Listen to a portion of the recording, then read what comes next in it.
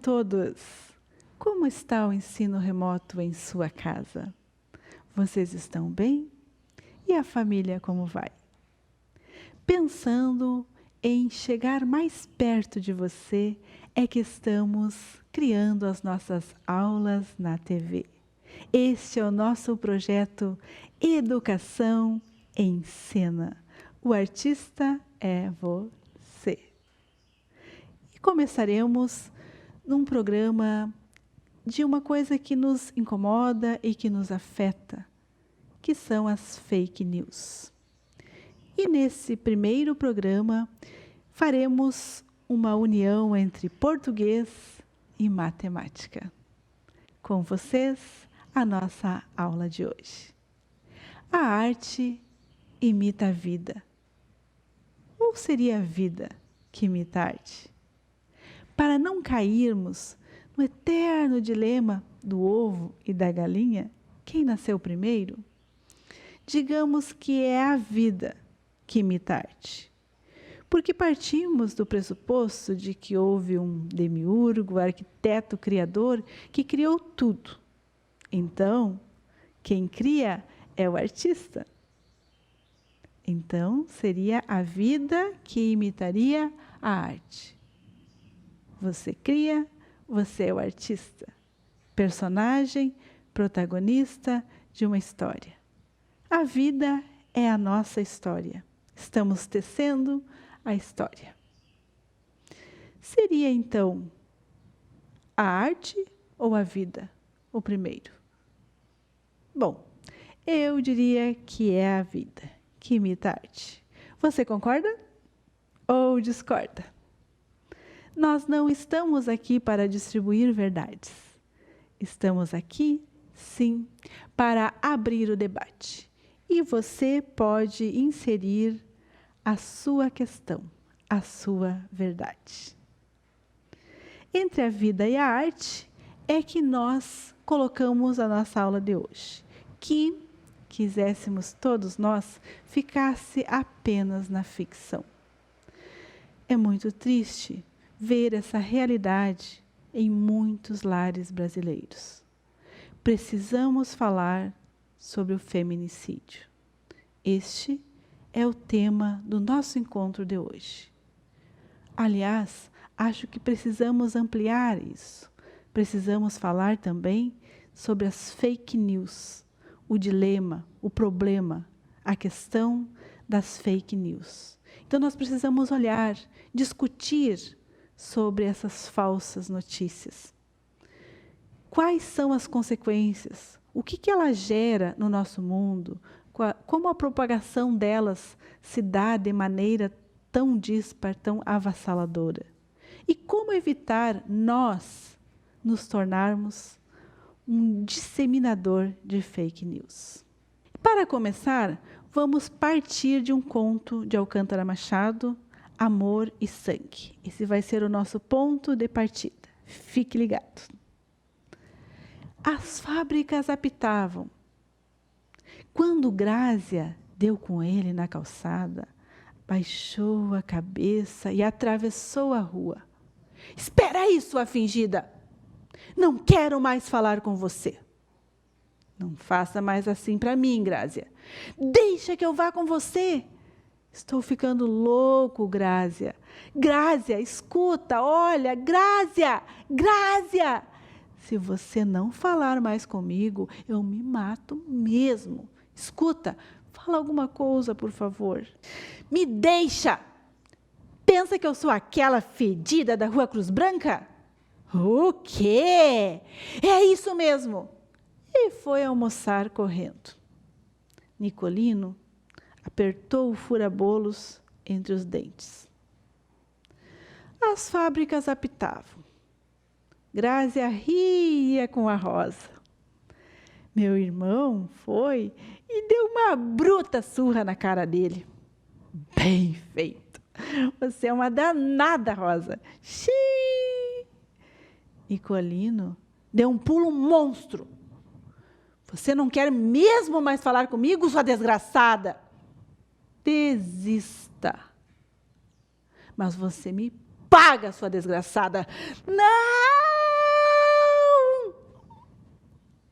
A punhalada derrubou-a. Pega! Pega! Pega! Eu matei ela. Eu matei ela. Eu matei ela porque sou um louco, seu delegado. Todos os jornais registraram essa frase que foi dita chorando. Eu estava louco. Estava louco, seu delegado. Matei por isso. Sou um desgraçado. Assim, tomamos conhecimento da história de Grácia e Nicolino, publicado no livro Brás, Bexiga e Barra Funda, de Alcântara Machado, e cujas ações se passaram na segunda década do século passado. A literatura constrói a partir de uma simbologia. A literatura ressignifica a vida como ela é, como ela foi, ou como ela poderia ter sido em determinado tempo. Como escreveu Fernando Pessoa, o poeta é um fingidor. Finge tão completamente que chega a fingir que é dor, a dor que deveras sente. Infelizmente, ainda hoje, vivem em nossa sociedade, em nossas ruas, em nossa cidade, muitas Grácias. Muitas conquistas, de fato, aconteceram ao longo do tempo. Leis foram criadas para melhorar a situação de gênero. Mas, mesmo assim, o feminicídio continua sendo uma triste realidade neste nosso ano de 2020. Agora vamos aos fatos. Vamos ver uma notícia e de que forma ela impacta na nossa sociedade. Estamos aqui com o Educação em Cena News para você, ao vivo com as notícias do dia. O desaparecimento de uma jovem enquanto caminhava em um ponto turístico em Santa Cruz do Sul, no Vale do Rio Pardo, terminou em desfecho trágico. O corpo de Francine Rocha Ribeiro, 24 anos, foi encontrado em mato próximo à pista de caminhada, onde ela se exercitava sozinha em Rio Pardo. O crime brutal. A vítima foi espancada e estrangulada. Inquietou e estarreceu a comunidade. Depois de 2 anos, o réu, Jair Menezes da Rosa, 60 anos, será encaminhado a júri.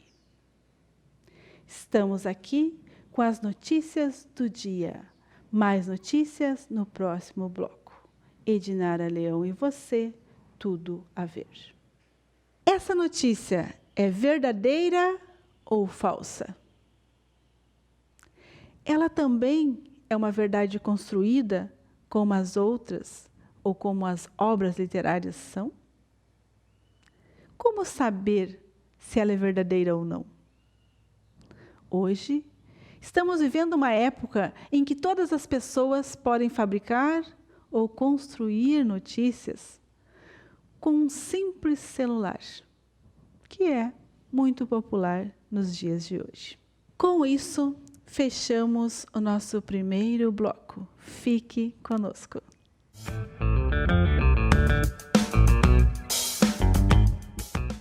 Oi, pessoal, tudo bem com vocês? Eu sou a professora Evelyn, de matemática, e hoje vim aqui para ficar um pouquinho mais perto de vocês nesse período da pandemia, do ensino remoto, em que tudo ficou tão diferente na nossa relação de ensino e de aprendizagem.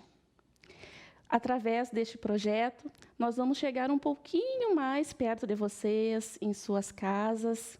E eu, como professora de matemática, tenho o objetivo de levar o conhecimento matemático de uma forma que vocês consigam visualizar a importância e o significado que a matemática traz para a vida de todas as pessoas. Talvez muitos, enquanto eu estiver falando, comentando, irão se remeter a alguns fatos, alguns acontecimentos que costumam realmente aparecer na nossa sala de aula. Muitos alunos se questionam do porquê estudar determinados conteúdos matemáticos que, muitas vezes, a gente não consegue enxergar no mesmo momento o que realmente aquilo, de fato, vai nos trazer de conhecimento e de aprendizado para a nossa vida. Existem perguntas, talvez clássicas, do tipo assim: professora, por que eu preciso aprender fórmula de Bhaskara? Em especial agora no 9º ano, não é mesmo? Professora, onde é que eu vou usar isso na minha vida? Isso é muito difícil. Para que serve aprender essas coisas? Então, na aula de hoje, que é interdisciplinar com a disciplina de português, nós iremos conhecer um pouquinho da contribuição da matemática em relação à tecnologia. Tecnologia é um assunto que, hoje em dia, todo mundo já ouviu falar, conhece, gosta, tem dúvidas, questionamentos, mas, de certa forma, a matemática teve um papel muito importante para que, nos dias de hoje, e em especial no ensino remoto, nós tenhamos tantos artifícios, tantos aparatos, computadores, celulares, notebooks, ferramentas digitais, plataformas, tantos objetos que nos auxiliam nesse ensino remoto.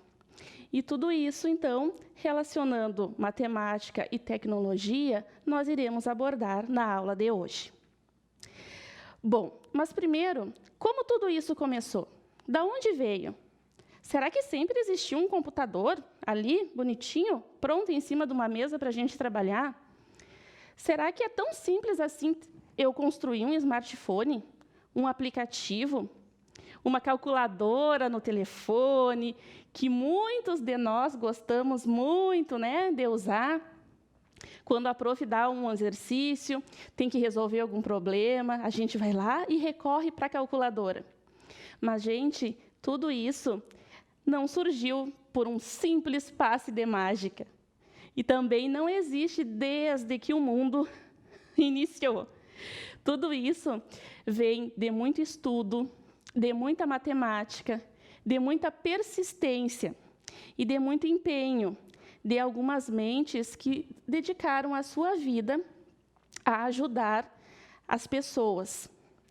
O computador que temos hoje, ele teve início com Alan Turing, que foi um matemático britânico, brilhante, que nasceu em 1912 e que contribuiu muito com o seu artefato na Segunda Guerra Mundial.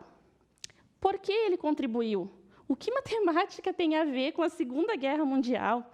O que matemática tem a ver com história, com português? Matemática é matemática, é continha e pronto. Mas não é bem assim. Esse matemático criou um artefato que, como eu já comentei com vocês, deu origem aos computadores de hoje em dia, que foi utilizado para decifrar o código da máquina nazista chamada Enigma.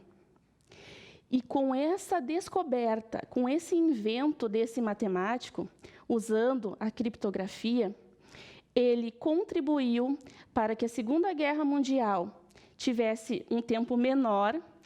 Muitos estudiosos dizem que ele conseguiu encurtar o tempo da Segunda Guerra Mundial em 2 anos, devido a esse artefato. E, o mais importante de tudo, ele conseguiu salvar milhares, milhões de vidas humanas por essa descoberta, por esse invento dele. Então, matemática e tecnologia, sem dúvida nenhuma, é muito importante. E ela, sem dúvida, está presente em todo o nosso dia a dia.